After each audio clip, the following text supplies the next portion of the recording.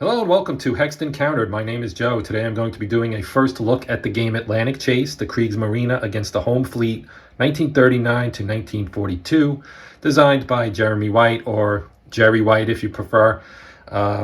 Published by GMT Games. This is the second printing. The game was actually originally produced here. If we look at the side, down here at the bottom, you see 2015. That's not the year it was printed. That's 2020, 15th game printed by GMT, and the 2022, the dash 2022 indicates it was reprinted.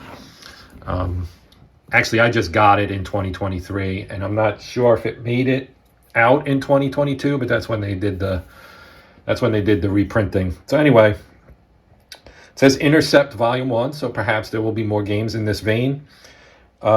Jerry White also did the Skies series. So if you're familiar with, Skies Above Britain, Skies Above the Reich, Storm Above the Reich, etc. Or he did the Enemy Coast Ahead series as well, the Doolittle game and the Dam Buster game. So he has a heavy emphasis, I would say, or inclination to include or make solitaire games. And even this game, which is a two-player game, has a pretty decent solitaire mode to it. And it also has the ability for the two-player scenarios to actually be played solitaire. So let's take a look at the back, actually, before we crack this open. So you see a shot of the map. We'll see the map here in a little bit. It's got a 22 by 34 game board, 1 or 2 players, medium complexity, 1 to 3 hours per scenario, 4 to 12 for a campaign. Solitaire suitability is a 9. So, as I mentioned, he's pretty good at making games that are solitaire friendly. We'll look at all the contents inside, but this is basically the Battle of the Atlantic, first 3 years of the war, Royal Navy, Kriegsmarine. And so it has, the famous ships that you might remember from that, such as the Hood, the Scharnhorst and the Bismarck, etc. It's even got the USS Washington battleship from the U.S. and the Victorious, the Royal Navy aircraft carrier. So let's flip this over and open up the box. And this is a heavy box with a lot in it. All right, so if you like to read, boy, have I got a game for you. Seriously, though, this does come with some serious paper. And if we flip in here, we have,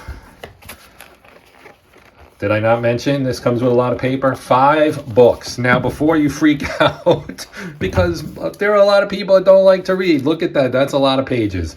Yes, it is. So we have 2-player scenarios, pretty thick book, right? 60 plus pages, but let's find the rule book. Okay, so here is the rule book. Okay, rule book is pretty hefty too. It weighs in at 60 pages as well. 62 actually. But the good news is lots of pictures. Okay, so it's not dense. The text is fairly large, not dense. Jerry writes pretty solid rule books. If you played his other games, you know this is the case. Lots of examples, lots of images, very, very friendly for reading. But again, a lot of paper here. So this is the rule book. Like I mentioned, a lot of pages, right? But not a big deal.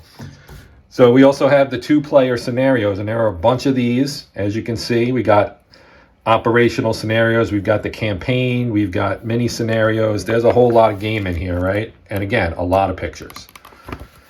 Right? Solitaire scenarios, same thing. Blockade, Norway, Breakout, Arctic. Covers the whole gamut of, stuff from the battle for the Atlantic. You have an advanced rule book. So there, if you master the basic game, you want to move on, take a little bit something more of a challenge. We've got an advanced battle rules here for you as well. This book is relatively short as they come in this game. Not as many pictures maybe, but still a lot of pictures. Only 15, 14 pages, something like that. Here's the tutorial. Jerry is real good about having tutorials in his games. If you've played, as I did, Skies Above the Reich, for example, I did that for, Skies Above Britain, although it's also true for Skies Above the Reich. Skies Above Britain, I think I did that back in February maybe? January, I'm pretty sure. Programmed learning. you play these scenarios, you learn chunks of the game as you play through. So if you play all 10 of these, you'll have a pretty solid understanding of how the game works. You will need to read the rules, but it chunks it out, so you read pieces of it, and then at the end you have a pretty complete picture of how to play the game, right? So there are 10 tutorials, episodes, or scenarios if you prefer. So here's the first one, Old Chums, right? Which is basically a race between two British ships. The Hood and the Warspite. So pretty straightforward, and really what it does is it teaches you about trajectories, which is how the ships move. So, for example, you would only need to read 14 through 16, 19 and 20, 25, 35, and 36. That's it. And altogether, this is 6 or 7 pages, but there's probably 3-4 pages worth of text, and the rest of it is pictures. And we have our task force displays. So this game has some pretty unique mechanics in it and components. So you have these cylinders and these rectangular wooden blocks that denote your task forces. And a task force can be one ship or multiple ships. It can be either one. And the British have a bunch of these. They have 3 of these dark brown or dark tan, 4 light tan, and 3 red. So they have, 10 total task forces that they can have out, which you would expect because the Royal Navy, obviously at the time, was, probably still one of the largest navies in the world, probably, U.S. fleet, Japanese fleet, they were also pretty large. But, the Royal Navy still was pretty much kings of the seas. And then you have the Germans, who had a much smaller fleet. They have 5 task forces. So half the size, basically, of what the British have. A lot of cat and mouse. This stuff is pretty much the core of the game. You play with these wooden pieces on the map and not counters. The counters go off onto these displays here. So you would put, if you had the Hood and a cruiser, maybe they would be in here. And then on this side you might have the Graf Spee or the Bismarck or whatever, right? But on the map they would be represented by either these trajectories, which, if you can envision a war room with a map and the strings that show the projected course of a task force or a ship. We don't know where on this line that they are because it's not in real time. This is World War II technology. At this point in the war, radar was in its infancy and not really deployed anywhere. So there was a lot of mystery and fog of war involved in just where these ships were. Now, they obviously did find them because they did sink the Bismarck and everything. So, but that's all represented with these trajectory. So you have a trajectory, a path of your task force. And as the game progresses, your path gets smaller and you kind of narrow in on where the ship actually is. And when you know where it is, you get a cylinder, which is called a station. So that's pretty much the core of the game. There's a lot of rules around it and a lot of actions and things that we'll see here in a little bit. But here's an inset map, just the North Sea area, obviously a key area of this battle, because, before the Germans conquered France and had access to, the Bay of Biscay and everything in the Mediterranean, they really only had Kiel and Wilhelmshaven to break out into the Atlantic, and they had to run the gamut of the North Sea, which is basically a British lake, and the British had bases along their coastline. Norway was at that time, up until the Germans invaded it, neutral. So, the Germans can kind of skirt up here to try and avoid the British, but the Royal Navy, they basically control the North Sea. Now we have some campaign player aids. On one side, British force pool schedule. On the other side, there's one of these for the Brits, one of these for the Germans. Tells you the ships at start, the various operations, etc., setup locations, right? This is for the campaign, basically. Again, campaign player aid. German side, you have your German repair table for when ships are damaged, right? You can have scuttled, repairs, remains damaged, etc. Operation winners, the game winners. This is the campaign stuff here. And then, again, the force pool schedule. Then we have some player aids. So you have a lot of tables. There's a lot of tables, and this is basically showing things from, like, combat. So you have the gunnery table, and then, results from being hit on your superstructure, your armor belt, waterline, torpedo attacks, all kinds of stuff.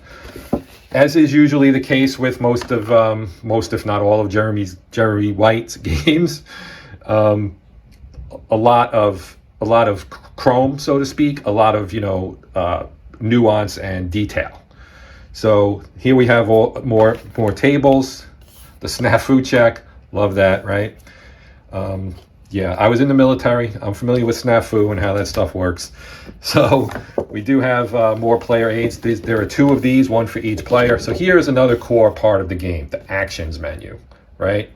9 potential actions, and it does a real good job of walking you through how they work. Like completion, for example. If you have 6 segments left, and again, that's the path that your ship is on, or your task force.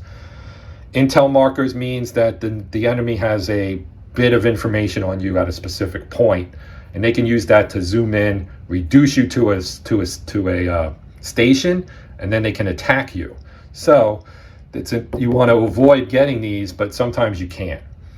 Then you'll have maybe a seize initiative attempt by the enemy. You will have a seize initiative attempt by the enemy to prevent you from doing the completion, which basically is kind of a run to the port.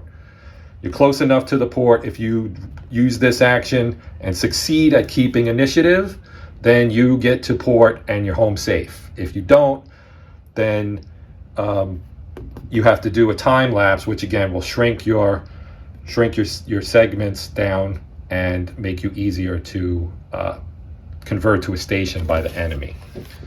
So once I do my playthrough, we'll get into all of that. There is a lot of content for this game. Obviously, it's not a new game. It came out 2020, 2021. Lots of videos on it, lots of really great content. I'm doing this largely because I was so psyched to finally get this game. It's been on my list for a while now. I did P500 it at GMT, so I've been kind of waiting on this for a while, and I finally got it, and I'm really looking forward to playing it. This is just a duplicate of that for 2 players. Now we get to the counters. Here we have our ships.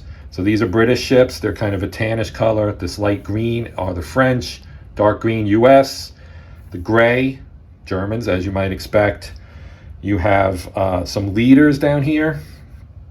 Intel markers, again, for point when you get a little bit of information on a ship's location. You can have evasive maneuvers. There's the U-boat ace Gunther Preen. Double-sided, right? So you do have, and these are nice, and one of the key components, I won't go through what all the symbols and everything mean right now, but you have these letters here, see an M, S, where's an F? Here's an F on the Renown, has an F. That's the speed of the ship, which impacts how many segments come off your trajectory when you do a time lapse. And so again, more ships on both sides. You have some convoys, which move really slowly and generally need to be protected. So this would be an example of multi-ships on one counter. Typically, your cruisers and up will have their own individual counters. We have a destroyer squadron here, so they get one counter for multiple ships. And that's just various markers, and I won't go through all of these, but we have a couple of American cruisers down here as well, and things for ports and so on and so forth. So just a lot of, not a lot of counters, a sheet and a half basically, right? Not a ton. So now let's go into our map. So I'm gonna slide this up for the moment. Move my tweezers out of the way here. So this is the map. It is a 22 by 34 map board. It's got a British side up here and a German side down here. Sorry, bop the camera mount there. And yeah, it's sitting on some charts and stuff, so that's why it's bowed out down here. But here's our Atlantic area. This is the game area. The hexes are fairly large, as you can see. You're going to draw your trajectories through here and put stations. These are ports, so you see a name, Wilhelmshaven, right? German port. It's got a blue dot or a grayish blue dot here. That's a German air base, has a G on it. Here we see British, B, and an airplane symbol. That's a British air base. Then you have Portsmouth, which is a British port, of course, Liverpool, Clyde, etc. Scapa Flow, the famous naval base. Those all have red dots. Down here you have a lot of charts that are right on the board for easy access when you're playing. Things like naval search and engage and airstrike, stealth attacks, torpedo attacks. The game has U-boats. This is just really, really, really well done. So when I do my playthrough, like I said, I'm really looking forward to playing this game, but it might take me a couple weeks before I actually get a chance to do so. So that's the map. And I always do this. Always fold it the wrong way. There we go. All right. So now we get down to the pieces themselves, okay? So we get 4 dice, 2 blue, 2 red, 6 siders.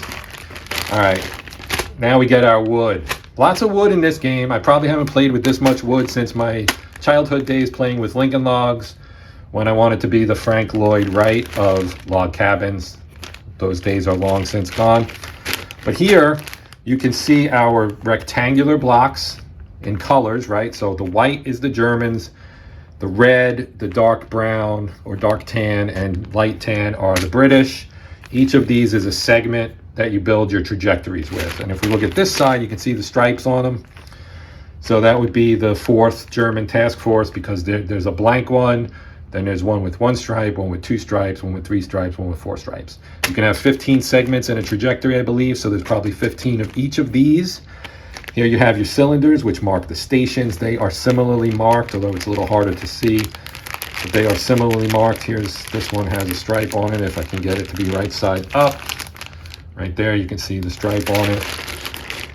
So these are the core pieces that you will be playing with. This is what's going to be on the map, and you're going to maneuver. You're going to draw your trajectories, and you'll pull pieces off. You'll want to kind of turn the enemy's trajectories or segments into a station, so that you can then attack them. There's a lot of cat and mouse in this game. You're trying to do something, whether it's get to a specific port, or get to South America if you're the Germans, or if you're the British trying to chase down, one of the German commerce raiders or whatever it may be. A lot of cat and mouse. This game really, to me, captures the heart and soul of the battle for the Atlantic in the Second World War, and like I said, I'm just really looking forward to doing some playthroughs on this. So that's going to do it for now. Please consider liking, sharing, subscribing. If you are a subscriber, thank you very much for your support. It definitely means a lot and helps my channel grow. Got a little lint or something there. But yeah, so please, if you would, helps my channel grow. As I said, consider liking.